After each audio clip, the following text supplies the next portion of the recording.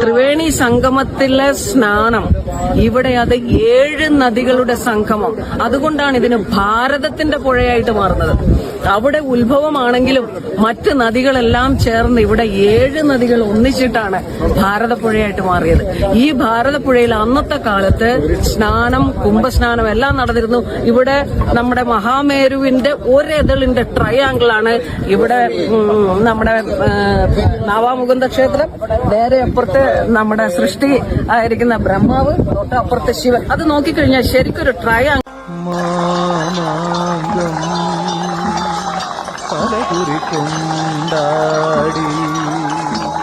നിലയുടെ തീരങ്ങൾ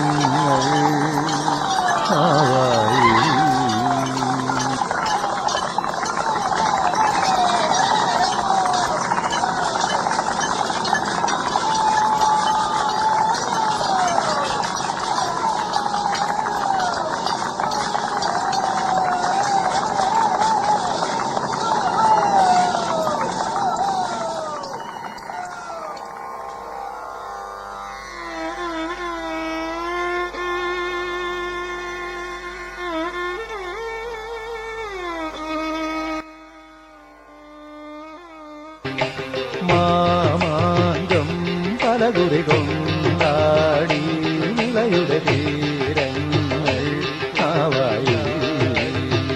നടക്കുന്നത്.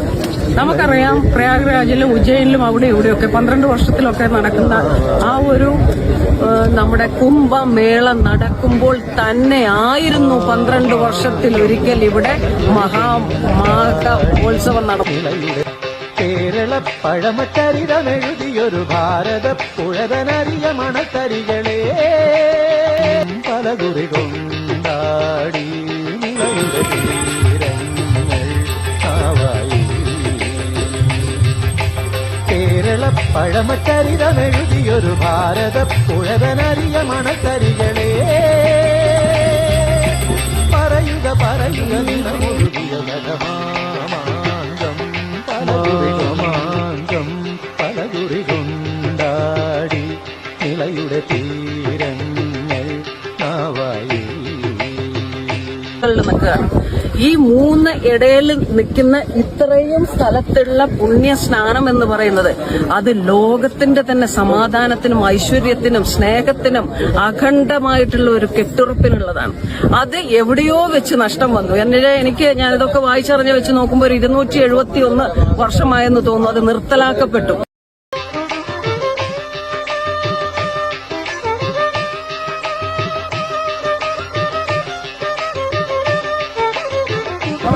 എന്റെയൊക്കെ കുടുംബത്തിന്റെ രക്തം ഇവിടെ ഒഴുകിയിട്ടുണ്ട്. ഞങ്ങളൊക്കെ ചേകവരാണ്.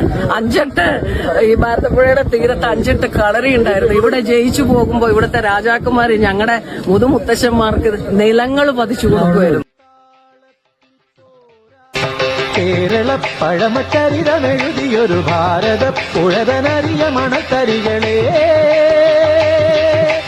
പറയുക പറയുക നിണമൊഴുകിയ കഥമാമാങ്കം പലകുറി കൊണ്ടാടി നിലയുടെ തീരങ്ങൾ ആവായി. ഒരിക്കൽ പോലും ഇവിടെ മതരാഷ്ട്രം ഉണ്ടായിക്കൂടാ. കാരണം നമ്മൾ അനുഭവിക്കും. കാശ്മീരിൽ നടന്ന് നമുക്കറിയാം. ഇറാനിൽ ഇപ്പം നടക്കുന്ന മതരാഷ്ട്രം കൊണ്ടുവന്ന സ്ഥലങ്ങളിലെല്ലാം എന്തായി പെൺകുട്ടികൾ പൊതുസ്ഥലങ്ങളിൽ വലിച്ചെറിഞ്ഞ്, കറുത്ത ചാക്ക് വലിച്ചെറിഞ്ഞ് സ്വാതന്ത്ര്യത്തിലേക്ക് വരുന്ന പെൺകുട്ടികളെ നമ്മൾ കണ്ടു. ആ ഒരു സ്വാതന്ത്ര്യമാണ് നമ്മൾ ഈ കേരള പഴമച്ചരിതമെഴുതിയൊരു ഭാരത പുഴതനറിയ മണത്തരികളെ പറയുക പറയുക നിണമൊഴുകിയ കഥമാമാങ്കം പലകുറി കൊണ്ടാടി നിലയുടെ തീരങ്ങൾ ആവായി.